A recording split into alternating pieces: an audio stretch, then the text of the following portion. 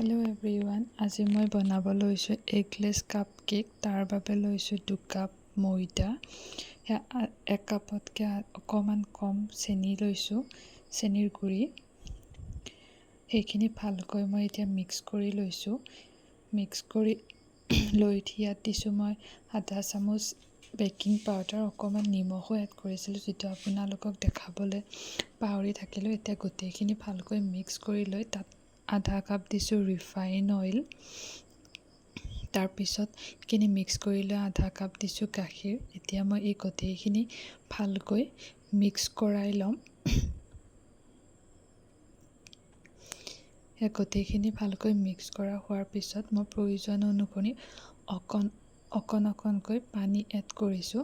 পানী এড কৰি মই ভালকৈ বেটাৰটো কেকৰ কাৰণে বনাই লৈছোঁ।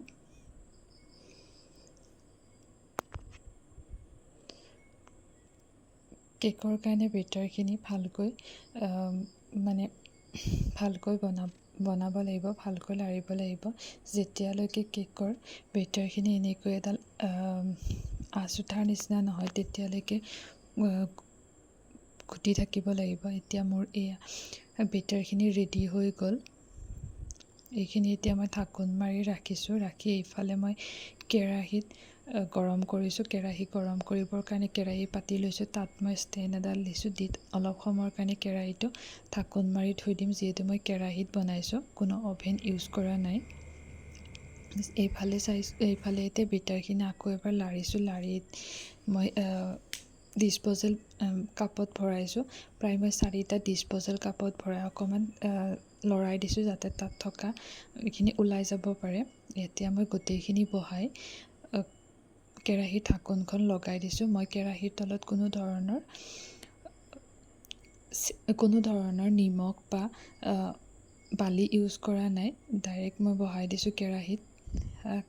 প্ৰায় 20 মিনিটমান পিছত মই চাইছোঁ মোৰ কেকখিনি হৈছে নেকি, এবাৰ চাইছোঁ। দেখিবলৈ পাইছে প্ৰায় কেকখিনি হৈয়ে গৈছে। তথাপিও মই অকণমান সময় ৰখাই দিছোঁ। ইয়াৰ হৈ গ'ল মোৰ cake ready. Eggless cup cake ready হৈ গ'ল। চাব পাৰে ইমান ধুনীয়াকৈ ফুলি আহিছে নহয়। চাওক ইমান ধুনীয়াকৈ ফুলি আহিছে।